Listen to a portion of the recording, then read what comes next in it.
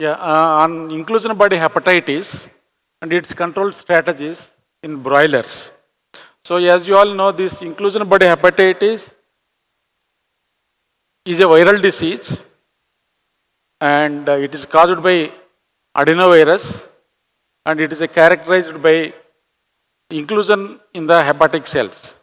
So these inclusions actually aggregates of proteinaceous material in the nucleus, and this helps the virus multiplication and also assembly of viral particles. So, and also these inclusion bodies protect cells while virus multiplication from premature death, because the virus has to survive and it has to produce viral particles. So these inclusion bodies actually help the virus for making the progeny cells. And this is the outline of my presentation. So first I will take about H5TV serotypes, clinical disease, risk factors involved, diagnosis of IBH, then outbreak handling, preventive measures, and finally monitoring and disease surveillance. So as you all know, this fowl adenovirus, this is a DNA virus and belongs to the family Adenoviridae, and it has got 6 genus, and the AV adenovirus, that is a group 1, causes this inclusion body hepatitis. In that actually the fowl adenovirus is the main virus that actually infects chicken. And in fowl adenovirus, there are 5 species, that is fowl adenovirus A, B, C, D, and E. And there are in each there are serotypes. Then fowl adenovirus A, there is one serotype that actually causes gizzard erosion and ulcers. Then fowl adenovirus B, that is serotype is 5, and this has no any disease problems. Then fowl adenovirus C, this includes 2 serotypes, that is a serotype 4 and serotype 10. Actually, they are responsible for hepatitis, hydropericardium syndrome in broilers. Then fowl adenovirus D, this is the another species. In this, actually, there are 4 serotypes, serotype 2, 3, 9, and 11. Then serotype, then the fowl adenovirus subgroup, that is E. Here we have actually serotypes 6, 7, 8A and 8B. So fowl adenovirus D and E, these both are responsible for inclusion body hepatitis. So then coming to the unique features of the virus, I am not going to tell in deep about the viruses because the time is very short. So, but we will see what are the unique features of this particular virus, fowl adenovirus. Actually, this is a naked virus. As you all know, if it is a naked means they are very tough, they are very resistant to chemicals and also temperature. The commonly used disinfectants, they are not going to work. Then they can withstand a wide range of pH between 3 and 9. Then there is a resistance to sunlight and also they are resistant to the heat up to 70 degrees centigrade. And they can remain infective in the environment for longer periods, and they replicate in the nucleus. And actually what happens, the virus is released from the cells by blasting the cells, rupturing the cells, so lysing the cells. That means the cells dies. So that is a major characteristic feature of this particular disease. And also sometimes when 2, 3 serotypes they infect the cells, there will be recombination and production of hybrid viruses. Then what are the common serotypes that are circulating in India? So as you know, we have several serotypes, 12 serotypes. Among them, in the earlier days in India, we used to have fowl adenovirus 4 that used to cause hydropericardium syndrome. But of late, recently, the trend has been changed. There is a shift from serotype 4 to serotype 11. The 11 is the most prevalent in the country, that comes around 78.2%. The recent data I have collected from the Gene Bank, submissions of these sequences, and when we calculated the percentages, in India 78.2% are now circulating, that is serotype 11. Then serotype 8B also nowadays the incidence is increasing, that comes around 16.9%. So then other serotypes, they are very less actually altogether, then around 6%. So now, why this change in the serotypes? From serotype 4 earlier we have, and now serotype 8B and also serotype 11. This is mainly because in India, we are using serotype 4 vaccines. That could be the major reason. The serotype 4 incidence is very less, and there is no any cross protection among these species. The serotype 4 is not going to cross protect serotype 11 or serotype 8B. That's why the incidence of serotype 8B and serotype 11 is common in India. Then coming to the epidemiology, these are widespread, they are ubiquitous in the environment because they are very tough virus to kill. Then they can infect more than one serotype. Actually, the birds can be infected more than one serotype. Then broilers are more susceptible with a high mortality due to severe metabolic disturbances and also heavy disturbances, destruction of liver and pancreatic cells. Then protection is primarily serotype specific. There is no cross protection between fowl adenovirus species. Then other species affected include, actually this virus can include turkeys, pigeons, quails, cetacean birds, ostrich, guinea fowl, ducks and wild birds. So there is a possibility of spreading virus from other species to poultry. Then coming to the disease spread, how this fowl adenovirus spreads. There are two modes of transmission. One is vertical transmission, the other is horizontal transmission. So in the vertical transmission, the birds, the parent breeders infect the virus can infect the breeders naturally, or because once the breeders already infected, in that actually the virus can reactivate it, then the virus can become multiplied and it will shed in the environment. And also this actually passes to the egg, then from egg to chicks, and when chicks born, sometimes this virus will be there in the chick in a latent stage. So when conditions are favorable, then only this virus can reactivate and cause disease. So when breeders are not seroconverted before lay, that means if they are not vaccinated or they are not exposed to the field infection, then they cause actually vertical transmission. If the chickens are infected vertically, generally we get this IBH during early stage of the broiler production cycle, that is from 3 to 20 days of age. So this virus once infected, after even recovery, the virus sets for a longer time, that 4 to 8 weeks of age. And this virus gets into latency, and whenever there is stress or immunosuppression, these virus gets reactivated, and broiler parents, they can shed the virus to the eggs and to the chicks. Then next mode of transmission is disease spread, that is the horizontal transmission, that is the fecal-oral route. Here what happens, the chicks infected from the virus present in the broiler house, because this is very tough virus and very difficult to get rid of from the poultry sheds. And this virus gets contaminates feed, water, equipment and personal, then litter material.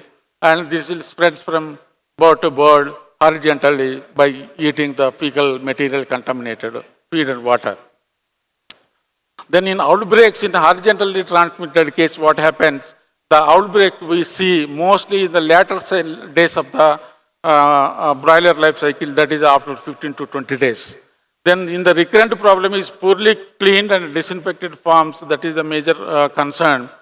Then commonly associated with immunosuppression. The horizontal transmitted birds, most of the times we get immunosuppression. Then what are the risk factors actually? Here if you see the outcome of this inclusion of body hepatitis is an interaction between host, pathogen and environment. So what are the host factors involved? The age, mostly the broilers between 2 to 5 weeks of age, they mostly affected and cause disease. And broilers and in layers and broiler breeders, occasionally these outbreaks may happen. Then maternal antibodies, because this is vertically transmitted disease, the level of maternal antibodies and the uniformity of the maternal antibodies is important. Then immune competence of the bird. So if there are any other immunosuppressive disease like IBD, CAV, or mycotoxins or Marek's disease, they actually suppress the immune system. Then this IBH get upper hand and cause disease. So coming to the pathogen, there are several serotypes. Even if we have suppose vaccine against one serotype, the other serotype may cause disease. So the challenge dose, the virus load in the farm is also important. If we can control this virus load to minimum level, the birds can, with their own, they can fight and survive. Then whether it is a primary disease or secondary disease, that is also important. Then intercurrent infections, if there are some other infections, that also adds to this inclusion body hepatitis, and the severity will be very high. Then coming to the environment, this is very, very important. Here we have several factors, that is the temperature, humidity, stocking density, litter condition, hygienic conditions, multi-age farms, then load up the virus in the environment. All these factors actually contribute the virus outcome and also disease severity. Then another important thing is whether this is a primary disease or secondary disease. So earlier we considered that this is a secondary disease to immunosuppressive diseases, but now it is clearly evident that this can cause disease without any cofactors, that is immunosuppressive agents or any other environmental factors. But if there are predisposing factors or co-infections along with this IBH, they can increase the severity of the clinical disease. So this is very, very important. Then what are the clinical syndromes caused by these fowl adenoviruses? The important thing is inclusion body hepatitis, then hepatitis and hydropericardium syndrome, then gizzard adhesions and ulcerative condition. Then let us see how this virus causes disease. So actually what happens, if there is a virus in the environment, the virus enters into the body by ingestion, by eating feed and water, contaminated feed and water. Then this virus replicates in the gut mucosa, intestinal mucosa. Then from there it enters into the blood and that causes viremia. Then when the virus enters into the blood, from there it takes to different organs, the target organs like liver, pancreas, kidney, and heart. The liver, pancreas, kidney are the worst affected organs in this case. Then from here, after there will be tissue damage, then the birds get disease, that is hepatitis, pancreatitis, nephritis, and hydropericardium disease. Then what happens? The birds may die due to these lesions, or they recover, or the virus gets into latency. Once the birds are recovered, the virus gets into the latency. So most in the broilers, we won't find any subsequent problems, but if breeders are infected, this virus gets into latency, and whenever the birds start laying, there will be a high egg production stress, or maybe environmental stress, or some other immunosuppressive conditions.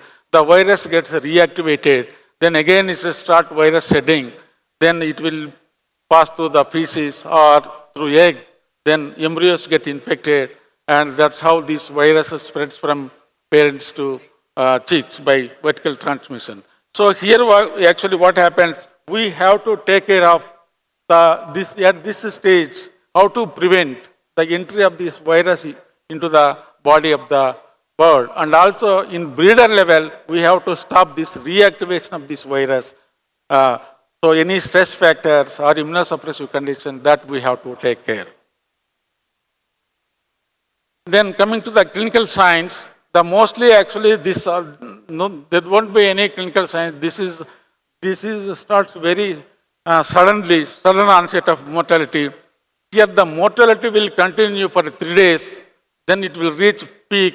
Once in the peak stage also it may continue for 2-3 days, then again it resides, to become normal in 2-3 days. That means the course of the disease is around 9 to 10 days or 12 days. So during that time, several birds will die. The mortality may be 2 to 10%, but in some cases we get up to 30% mortality. So the sick birds actually, they look lethargic, they will be huddling, there will be ruffled feathers, then depression, inappetence, they actually are all up a position like crouching. Then in hepatitis and hydropericardium syndrome, the mortality and severity of the disease is very high. The mortality may reach up to 20 to 80%. In the breeders, there won't be much problem. Only subclinical disease will be there. But still, we can observe mortality, drop in egg production, and hatchability issues. So this is the actually spiking mortality in inclusion body hepatitis. As I mentioned, around 9 to 10 days is the total course of the disease. This is a very acute disease. So here actually there will be metabolic acidosis, hypoglycemia and hypocalcemia. So because the liver and pancreas, where this actually carbohydrate metabolism takes place, they badly affected, and because of hypoglycemia, there won't be energy to the bird. So the mortality is very high and the disease very severe. Then coming to the grass lesions, how the disease affected disease, what are the findings we'll find? There will be pale, friable, enlarged liver. Then there will be necrotic, foci or maybe hemorrhages on the liver that looks like a mottled or marble type of symptoms, lesions. Then the kidneys will be swollen and they will be pale. Then there will be a pancreas also, there is a swelling of pancreas and severe necrotic lesions on the pancreas. Then there will be fluid accumulation in the hydropericardium, atrophy of bursa, even thymus. Sometimes we find aplastic bone marrow. Then the histologically, if you see, there will be large intranuclear inclusion bodies. This is actually hallmark of this disease and pathognomonic for this even inclusion body hepatitis. So this is how here, if you can see the enlargement and necrosis of the liver and the accumulation of fluid in the hydropericardium, very pale yellowish liver. Then if you see very clear necrotic areas in the pancreas and also kidney also affected, there is a nephritis. Then this is a microscopic lesion. You can see this is the intranuclear inclusion bodies, very round, very large inclusion bodies in the that covers the nucleus. And here also there is hemorrhage in the kidney, and if you see here there is necrosis, severe necrosis in the pancreas. Then coming to the diagnosis, so mainly we can diagnose this disease by detecting a host responses, that is a sudden onset of the mortality, then pathological grass lesions, then we can also see the seroconversion after infection, that is ELISA. Then detection of virus and virus antigens or virus genome. So nowadays mostly we are using this PCR, real-time PCR, and also sequencing of these genes. So that we actually differentiate whether it is a serotype 1 or serotype 9 or serotype 8 or whatever. Then coming to the disease prevention and control. So for this we need to clearly understand or consider some of the points. That is actually it is a naked virus, very tough to kill, remove from the birds, and they can survive very long periods in the sets. Then they cause very severe disease in young birds. So if the young birds are affected, what type of control measures are required? Then vertical transmission also is another important point. Then different serotypes they are circulating in the poultry. Then what are the serotypes mainly prevalent in our area where we are having poultry farms? Then latency and reactivation of the fowl adenovirus. Then other risk factors that includes immunosuppressive diseases, IBD, CAV, Marek's disease, and any other mycotoxins. Then management and environmental stress, this is also important to take care.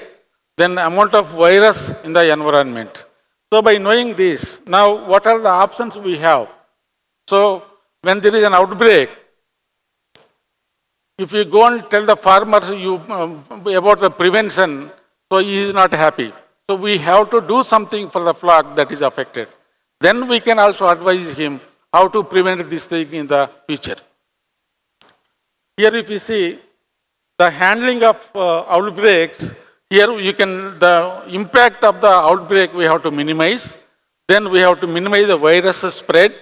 Then a confirmation of this particular suspected disease. Then identify the source of infection and other factors contributing this outbreak. Then what are the preventive measures we have? Then prevention is not at the broiler level. We have to take care at 3 different levels because it's a vertically transmitted disease.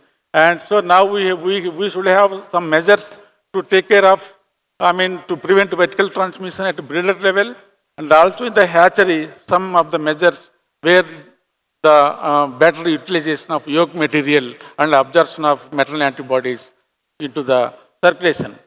Then what is the role of broiler farms? Let us examine one by one here. Then if you see the outbreak of these IPH, so as we know, there is no treatment. This is a virus. There is no any antiviral treatment for poultry. Then what we have to do is we have to minimize the impact of this inclusion body hepatitis. So there will be severe damage. The pancreas and liver get severely damaged, and there will be hypoglycemia. So restoring the liver and pancreatic function is very, very important. So here what we have to do is we have to give the soda bicarbonate sugar, so that actually takes care of acidosis and also hypoglycemia. The birds get actually energy to recover. Then we have to treat the secondary bacterial infections if we find any secondary bacterial infections. So then we have to give supportive therapy like multivitamin supplements and also electrolytes so that the flock gets recovered quickly and perform better. Then we have to ensure good managemental practices, avoiding stress. Then once this outbreak has come, why? What is the cause? Why these outbreaks have come? In spite of taking measures, already they failed. Then why this outbreak is coming? So it is very, very important to confirm the diagnosis. Then what type of serotypes are involved? Then we have to minimize the spread of the virus by this. The important thing is disposal of the dead birds. Even the birds recover. As we discussed in the pathogenesis, the virus can the birds can shed the virus 4 to 8 weeks. That means after selling of the broilers, the virus still the birds are shedding the virus even in the chicken centers where these birds are there, processing plants also. Then to minimize the virus spread, we have to do the proper disposal of dead birds, then disposal of litter material, then cleaning and disinfection, then terminal disinfection, and also we have to provide sufficient downtime so that the virus which is there in the flock farms, they get destroyed. And also we have to see the end of the flock serology. This is just to monitoring every time whether the what is the titer status in the end of the cycle, means around 35 to 40 days of age, so that we can see the titers are increased, whether they are exposed to the IBH or not. Then coming to the prevention strategy at breeder level, so the vaccination is the one of the important preventive measure, that is to prevent the vertical transmission as well as to provide high levels of maternal antibodies to the birds. So what are the serotypes we have to use? Because in India we already have serotype 4, now we need serotype 8B and 11 in the vaccines. Then what is the vaccination schedule? At least we need to give minimum 2 vaccines. Sometimes we need another vaccine in the midlay. Then vaccinating of breeders against immunosuppressive diseases. As I said, the immunosuppressive diseases, CAV, IBD, they also actually contribute to this IBH. This is expression. So we have to give vaccination to the breeders against CAV and IBD so that the young chicks are protected from these two diseases. Then achieving good seroconversion before lay. This is very, very important. So even if we vaccinate, we have to verify whether our vaccination has given the high levels of antibodies in the breeders or not. Then we have to take measures to prevent the reactivation of this virus, because when birds are in the peak egg production, and also if there is environmental stress, that may lead to reactivation of the virus. As I said, this virus remains latent for life in the birds. And then finally, the biosecurity and downtime is also important.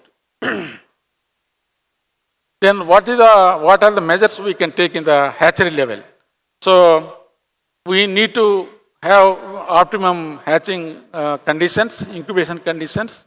Why? Because the chick quality should be good, and also the whatever yolk that is there in the body, that has to be absorbed and utilized by the chick. Why? Because the immune system should be very strong, and the ability to fight infection, then there will be improved gut health. So if the birds are actually having unabsorbed yolks, the most of the antibodies, they are not getting into the blood. So there will be low levels of maternal antibodies. The birds are susceptible to disease. Not only this, many other diseases which we are vaccinating. So the weakened immune system may lead the birds to susceptible to the infections. So another important thing is the mixing of eggs from multiple breeder farms. So this is also another important point actually we have to consider. Then level of maternal antibodies and chick uniformity. Then preventive strategies at broiler farm. So we have to do proper cleaning and disinfection. Then vaccination also we have to consider, that is from 0 to 10 days. Then we have to include all 4 serotypes, 3 serotypes. Then we have to avoid managemental or environmental stresses. Then control of immunosuppressive disease by robust vaccination programs. Then end of cycle flock serology. Then cleaning and disinfection, if you see, as I said, this is a very tough virus, naked virus, and they are resistant to heat. They can survive in a wide range of pH and high temperatures. So here if you see, this is a glutaraldehyde is the one product, and also a calcium hydroxide, that is a lime. These are the two, they are well proven, they actually kills this virus. So this calcium hydroxide, the pH is 12.3. So this is alkaline pH, the virus easily gets inactivated. Then disease and vaccination monitoring. We have to regularly monitor breeders, the vaccination titers, and also we have to monitor the maternal antibodies in devolved chicks. Vaccination monitoring in broilers also we have to do. Then disease monitoring in breeders and broilers. Why? Because what are all the genotypes, any new genotype is emerged in the country, so that we can update our vaccines by including these new genotypes. Then coming to the summary, the H5TV is a ubiquitous in the poultry farms, and it's very tough virus, then very, very difficult to kill. Then breeder vaccination and achieving good seroconversion is a critical. Then we need to do broiler vaccination. Then prevention of immunosuppressive diseases like IBD, CAV, and Marek's disease is a crucial. Then through cleaning and disinfection, then good management practices to avoid stress and spread of the virus. Then monitoring of the disease and vaccines in breeder flocks, that really helps to take care of this disease. So finally, the take-home message is the IBH is a complex disease, and there is no any silver bullet. That means there is no single solution to control this. We have to take care of this thing at different stages. Then doing the right things at breeder farm level, hatchery level, and also at broiler farm level is crucial to control IBH. Thank you very much. I thank the team for giving me this opportunity to be here and present on this IBH.